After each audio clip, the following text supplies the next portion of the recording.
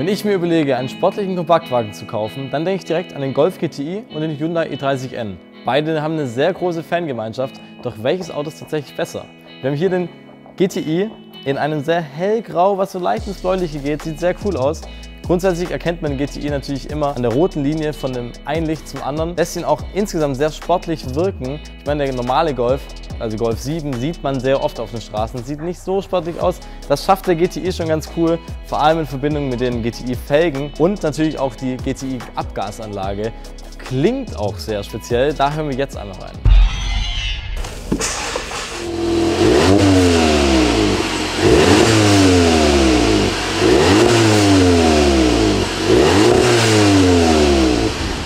Der Hyundai i30N Performance ist vielleicht nicht selten auf den Straßen, aber im Vergleich zum GTI fast schon so ein kleiner Exot. Grundsätzlich wirkt er ein bisschen schmaler, obwohl er eigentlich gleich groß ist oder gleich breit ist. Die rote Linie vom GTI ist hier etwas runtergerutscht. Grundsätzlich macht er immer noch einen sehr sportlichen Eindruck. Wenn wir die von der Seite anschauen, wir haben auch sehr schöne Felgen, sehr ähnlich zum GTI. GTI hat mir fast noch ein bisschen besser gefallen, doch wenn wir uns einmal das Heck anschauen, dann merkt man, da hat das Hyundai in Sachen Sportlichkeit richtig ernst gemeint beim Heck. Das sieht nochmal sehr muskulöser aus als beim Golf. Gerade durch den Heckspoiler und auch die Abgasanlage, die hier oval ist, sieht schon sehr sportlich aus und soll auch sehr sportlich klingen. Ich habe gehört, auch besser als beim GTI. Da hören wir jetzt einmal rein.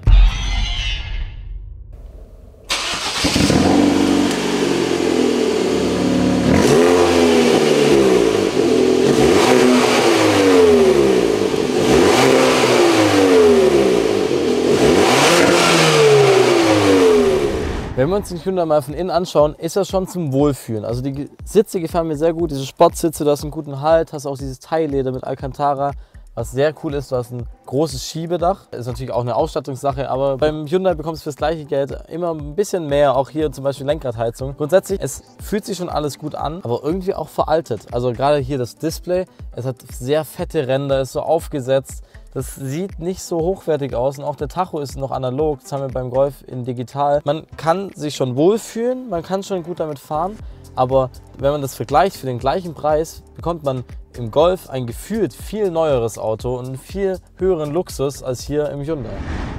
Wer mit einem älteren Golf aufgewachsen ist, wie ich mit dem Golf 4 oder 5, der erwartet so ein Interieur nicht von einem Golf. Also wir haben hier ein digitales Tacho, was aussieht, als würde ich in einem neuen A6 sitzen. Oder auch hier das große, schöne, integrierte Display mitten in der Mittelkonsole. Es sieht so hochwertig und modern aus. Es ist alles auch echt gut verarbeitet, es ist guter Kunststoff verwendet. Die Sitze sind nicht ganz so schön, weil wir hier in der Ausstattung Stoffsitze haben. Aber hier wirkt man auch so, als hätte man auf den Fan gehört. Wir haben hier wieder das klassische GTI-Muster oder auch hier den Schaltknüppel mit diesem Golfball. Das finde ich schon sehr cool und gibt dem Insgesamten einfach einen viel hochwertigen Eindruck als beim Hyundai. Und daher kriegt er auch von mir 5 von 5 Sterne fürs Aussehen und der Hyundai hier im Vergleich nur 4 von 5 Sternen fürs Interieur. So, erste Ausfahrt im GTI. Ich bin gespannt, bevor wir gleich zur Geschwindigkeit kommen, zur Beschleunigung, zur Sportlichkeit, wollen wir auch einmal kurz testen, wie ist er denn im Dorf oder in der Kleinstadt sozusagen. Wenn wir hier einmal durchfahren, es ist halt mega entspannt hier. Du hast ein super weiches Lenkrad, das kannst du mega entspannt fahren, du bist halt einfach ein Golf.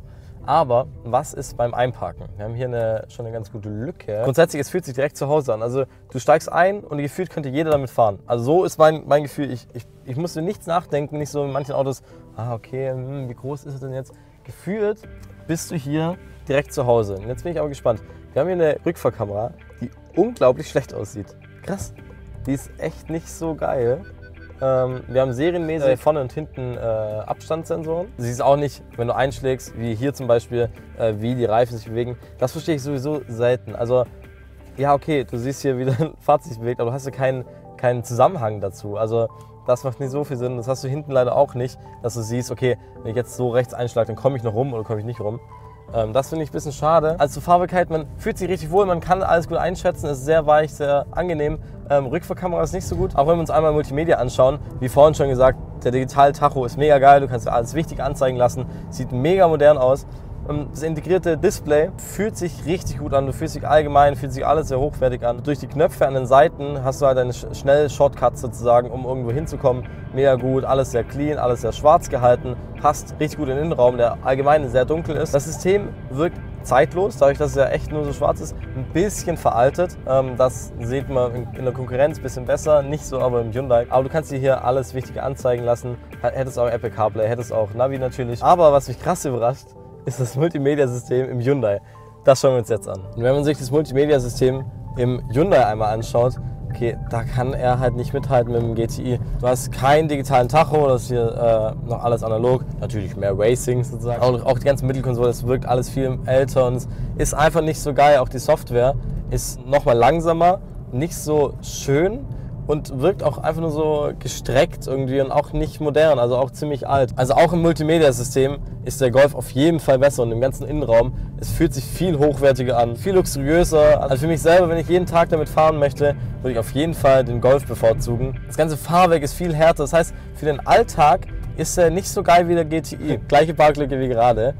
Und ich setze mich jetzt hier einmal daneben. Was hier ganz cool ist, wir haben ja eine Rückfahrkamera, die auch nicht gut aussieht. Ein Tick besser als vielleicht im GTI, aber auch nicht viel besser. Was hier aber echt schön ist, du siehst, wenn du einlenkst, okay, komme ich rum oder nicht. Also er hat diese variablen, diese mitlenkenden Linien. Und dann kann ich hier reinlenken. Er hat auch vorne und hinten natürlich Abstandssensoren und kommt dann natürlich trotzdem gut in die Parklücke. Aber so insgesamt vom Fahrgefühl für die Alltagstauglichkeit, da ist der GTI ihm auf jeden Fall was voraus. Also du merkst, okay, der wirkt schon etwas sportlicher, aber der GTI ist halt viel angenehmer im Alltag, weil er einfach viel angenehmer im Innenraum ist. Deswegen auch da klarer Punkt eigentlich an den Golf. Kommen wir aber dazu, worauf wir alle gewartet haben. Wie sind sie denn wirklich performancemäßig? Ja, es ist ein bisschen unfair, weil du hast ja deutlich weniger PS als beim Hyundai, aber wir vergleichen ja auch beide im gleichen Preissegment. Also gebraucht kosten sie jetzt gerade beide ungefähr gleich viel. Bis jetzt bin ich sehr überzeugt vom GTI. Jetzt mal schauen, wie er in der Beschleunigung ist. Wir haben hier alles frei und fahren mal los. Ja, V-Spin. Boah. Immer noch V-Spin im zweiten. Boah, aber er geht gut voran. Oh ja, ja. Also Beschleunigung ist schon ganz geil. Du beschleunigst aber auch ja ganz selten so sportlich aus dem ersten, zweiten. Das heißt, wenn wir so ein bisschen langsamer sind, fahren es mal 60. Wenn ich jetzt mal im dritten Gas gebe und durch die Kurve, ja, oh, er geht gut hoch. Es ist jetzt keine Beschleunigung, die dich in den Sitz haut. Das auf gar keinen Fall. Aber es ist eine Beschleunigung, die dir richtig Spaß macht. Also wenn du mal schnell jemanden überholen musst und mal Gas gibst, dann merkst du schon, wie schnell du einfach schneller wirst. Die Lenkung ist mir ein bisschen zu weich. Also in schnelleren Kurven bleibt er halt immer noch so weich wie davor. Ganz ehrlich, ich verstehe jeden. Ich verstehe komplett jeden. Ich war davor immer so, GTI-Fahrer, Golf, hat doch jeder. Ich verstehe aber jeden, der einen Golf fährt. Also jetzt verstehe ich wirklich jeden, der einen Golf fährt. Das ist so ein angenehmes Auto und du fühlst dich direkt zu Hause, ohne zu wissen, wie der Hyundai sich schlägt. Ist Fahrbarkeit für mich eigentlich fast schon eine 5 von 5. Das ist ja alles, was du brauchst. Es fühlt sich sehr handlich an. Manche Winkel sind, also links, hinten sehe ich ein bisschen schlecht. Da hast du ein bisschen viel tote Winkel. Entweder 4 von 5 oder 5 von 5 Sternen. Wir schauen uns jetzt noch zum letzten Mal den Hyundai im Vergleich an. Und da bin ich echt gespannt, wie der sich schlägt. So, und jetzt einmal hier im Hyundai i30N Performance. Und Performance wird hier wirklich groß geschrieben. Also, das hier in der Mitte hast du diesen N-Mode. Kannst du die G-Kräfte anzeigen lassen. Turbo, Lader, Drehmoment, Leistung. Die meine ich schon deutlich ernster. Da ist hier auch ein Sportmodus, sogar eine Launch Control mit drin. Wenn wir jetzt hier ein bisschen langsamer fahren und auch mal mit dem Hyundai beschleunigen wollen. Ich fahre jetzt mal von 30. Auch wie es bin. Aber was sehr geil ist, du hast hier oben, wie bei der Formel 1, diese Lämpchen, also nicht am Lenkrad, sondern hier im Tacho, die anzeigen, wann du das schalten sollst. Das ist ein geiles Feature. Also das ganze Auto ist so insgesamt sehr auf Performance ausgelegt. Sehr, okay, die Leute, die hier mitfahren, boah. Okay. Okay, du merkst, er hat nochmal deutlich mehr Power.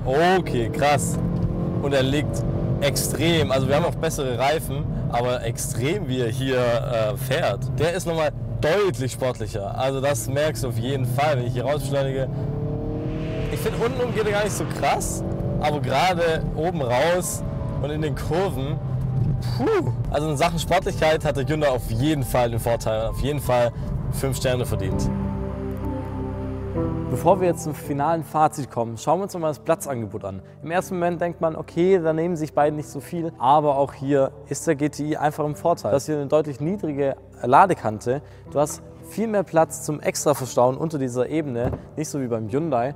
Und du hast hier beim Hyundai so einen Querträger. Der bringt dir nochmal extra Steifigkeit ins Auto, gerade weil Performance ja ein sehr großes Ding ist beim Hyundai. Aber wenn du jetzt die Rückbank umklappst und du möchtest was Langes verstauen, merkst du, okay, selbst da ist er dann im Weg. Und das kommt so alles dann zusammen und auch im Fond für die Beinfreiheit, die ist noch ziemlich gleich, aber für große Leute hast du einfach nicht so viel Platz, wenn du im Hyundai drin sitzt, nicht so wie im GTI. Wenn wir zum Fazit kommen, merkt man, okay, der Hyundai ist vielleicht für dich der richtige, wenn du auf Sportlichkeit stehst, wenn du auf Power stehst und wenn du Bock hast, okay, ich möchte jetzt hier um die Kurven bellern oder vielleicht mal über die Nordschleife heizen. Ich glaube, da macht der schon Bock und macht der auch wirklich Sinn.